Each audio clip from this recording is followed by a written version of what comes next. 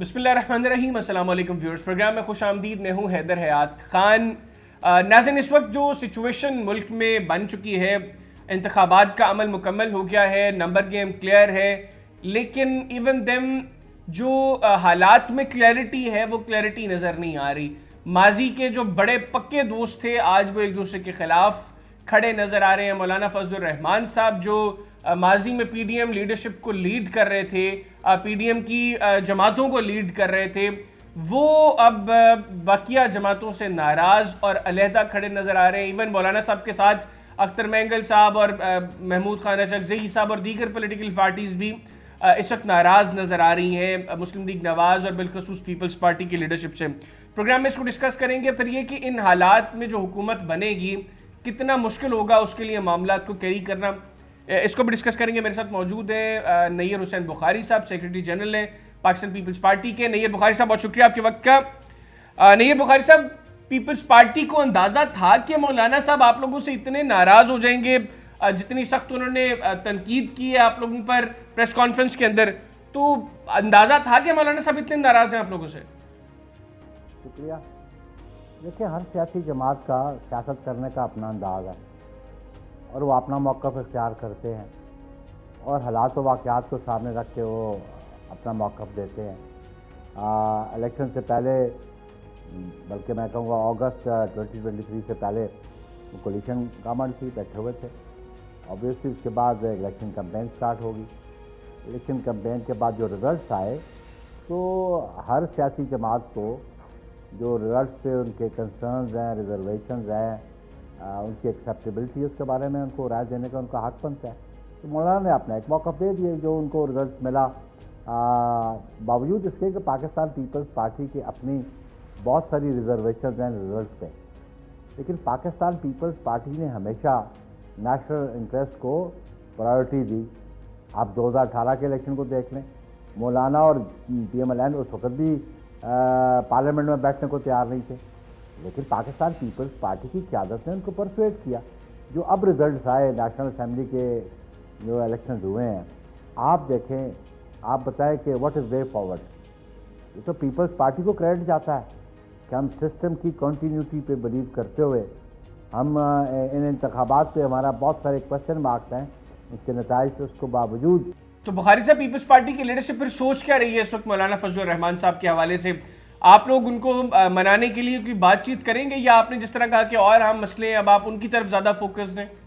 देखिए, बुनियादी तौर पे सोचना तो PMLN को चाहिए कि जो गवर्नमेंट बना रहे हैं, जो प्राइम मिनिस्टर की स्लॉट ले रहे हैं और जिनको 169 प्लस वोट चाहिए, या जिनको सिंपल मेजॉरिटी दिखानी है नेशनल असेंबली में, तो बुनियादी जिम्मेदारी तो उनकी है और वो एफर्ट्स करें उसके लिए और वो रुजू करें। अगर वो समझते हैं कि उनको मौलाना की ज़रूरत है, इसका फैसला तो वो करना है, क्योंकि पाकिस्तान पीपल्स पार्टी तो गवर्नमेंट नहीं बना रही। पाकिस्तान पीपल्स पार्टी फैसिलिटेट ज़रूर कर रही है इनको कि आप बना लें। हमने अपना कैंडिडेचर विड्रॉ कर लिया। चेयरमैन ने कहा कि बिल्कुल जी, मैं PM स्लॉट के लिए कैंडिडेट नहीं हूँ। अब तो PMLN की जिम्मेदारी बनती है ना, मौलाना साहब से रिव्यू करे। अच्छा बुखारी साहब, मौलाना साहब ने बड़ी सख्त गुफ्तगू की है आसिफ अली जरदारी साहब के हवाले से। उन्होंने जो पैसों का जिक्र किया, अमेरिकन एजेंट का जिक्र किया, तो आप लोग कोई जवाब देना चाहेंगे इस पर मौलाना फजलुर रहमान साहब को? मैं समझता हूँ कि इस वक्त की पॉलिटिक्स जो सिनेरियो है पॉलिटिकल, उसमें जितना वाइज डिसीजन आसिफ अली जरदारी साहब लेते रहे हैं या लिया है, शायद ही किसी और पॉलिटिशियन ने लिया हो। जरदारी साहब बिल्कुल जज्बाती अंदाज में सियासत नहीं करते। वो मुल्की मामलात को मुल्क के इंटरेस्ट के हवाले से देखते हैं और उस तरह वो एक्ट भी करते हैं और रिव्यू भी करते हैं। तो मौलाना साहब बड़े गुर्बत रही उनको आसिफ अली जरदारी साहब के साथ, और अभी जो अगर आगाज़ हुआ इस किस्म की गुफ्तगू का, तो आसिफ अली जरदारी साहब ने तो नहीं किया। शायद मौलाना साहब को एहसास हो जाए कि उन्होंने अच्छा अंदाज नहीं इख्तियार किया तो वो फिर फैसला कर सकते हैं। लेकिन पाकिस्तान पीपल्स पार्टी ने कभी भी हार्श वर्ड्स यूज नहीं किए किसी पॉलिटिक्स के लिए, और पाकिस्तान पीपल्स पार्टी। अच्छा बुखारी साहब, ये बताइएगा कि मुस्लिम लीग नवाज़ के बहुत से हल्के ये क्लेम कर रहे हैं कि वो कोशिश कर रहे हैं कि पीपल्स पार्टी को काबीना में शामिल करने के लिए मनाया जाए, और अब ये भी बातें हो रही हैं कुछ सेकंड फेज के अंदर पीपल्स पार्टी काबीना का हिस्सा होगी। इस पर आप क्या कहेंगे? और दूसरा ये कि अब जब आप लोग अनाउंस कर चुके हैं कि आप कौमी असम्बली में प्राइम मिनिस्टरशिप के लिए मुस्लिम लीग नवाज के शहबाज शरीफ साहब को वोट करेंगे, तो इसके बाद जो आप पीपल्स पार्टी कह रही है कि वो अभी भी तहरीक इंसाफ के साथ बैठने को तैयार है, वो किन इशूज़ के ऊपर आप लोग फिर तहरीक इंसाफ के साथ बैठना चाहते हैं? नहीं, दो बातें कि एक तो वो कहते हैं कि हुकूमत कैसा बने, ऑब्वियसली उसलिए कैटेगोरिकली हमारी सीसी का एक डिसीजन है, वो हमने डिसीजन उनको कन्वे कर दिया।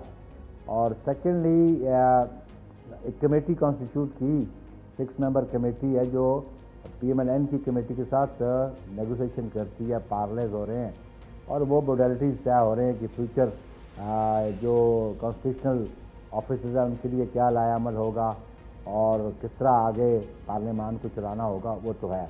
जहाँ तक है कि PTI से बात करने का मैं नहीं समझता हूँ कि वैसे तो पाकिस्तान पीपल्स पार्टी डायलॉग्स पे बिलीव करती रही है, लेकिन इस डायलॉग को तो खुद इमरान खान ने खुद ब्लॉक कर दिया।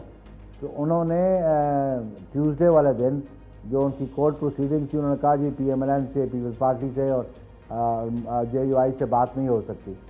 ऑब्वियसली फिर हमने फैसला किया कि अब क्योंकि उससे पहले मेरी क़यादत चाहती थी कि बिल्कुल गुफ्तशनीद हो पॉलिटिकल फोर्सेस के दरमियान, फिर हमारी क़यादत ने फैसला किया, हमारी CC ने फैसला किया कि हम उम्मीदवार नहीं है, कैंडिडेट नहीं है PM स्लॉट के, और उसको हम कहते हैं कि वो ले लें और हम उनको गवर्नमेंट बनाने में भी करेंगे, सपोर्ट भी करेंगे उनको।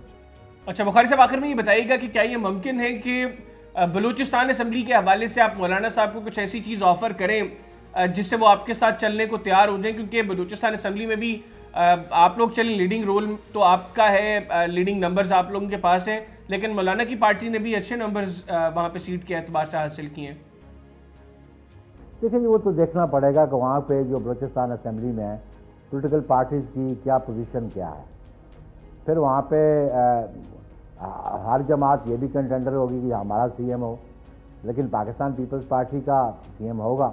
और अगर पाकिस्तान पीपल्स पार्टी का CM होगा, कोलिशन पार्टनर्स हमें देने पड़ेंगे, अलायंस की अगर गवर्नमेंट होगी तो ऑब्वियसली गिव एंड टेक तो होता है पॉलिटिक्स में। जो पोजीशंस देखी जाएंगी वहाँ पे मौलाना के अलावा भी दीगर जमातें भी मौजूद हैं, वहाँ पे NB मौजूद है, वहाँ पे इंडिपेंडेंस भी मौजूद हैं, वहाँ पे है अच्छा रईस साहब की जमात भी है, मेगल साहब की जमात भी है, तो बहुत सारी जमातें हैं। तो वो जो नंबर अचीव करना है टारगेट, वो देख लिया जाएगा कि किसको साथ में लाने से अचीव होता है। लेकिन हमारा कंटेंशन ये है कि हम इंशाल्लाह बलूचिस्तान में गवर्नमेंट, अलायंस की गवर्नमेंट बनेगी, कोलिशन की गवर्नमेंट होगी, वो हम बनाएंगे और CM की स्लॉट के लिए हम उम्मीदवार हैं। बिल्कुल ठीक, बहुत शुक्रिया नहीर हुसैन बुखारी साहब, आपने प्रोग्राम के लिए खुसूसी तौर पर वक्त निकाला। नाज़रीन, पाकिस्तान पीपल्स पार्टी के मरकजी सेक्रेटरी जनरल नहीर हुसैन बुखारी साहब हमारे साथ मौजूद थे, उनकी गुफ्तगू आपने सुनी। आज के प्रोग्राम से इतना ही, अगले प्रोग्राम तक के लिए मुझे मेरी टीम को इजाज़त दीजिए। अल्लाह हाफ़िज़। पाकिस्तान जिंदाबाद।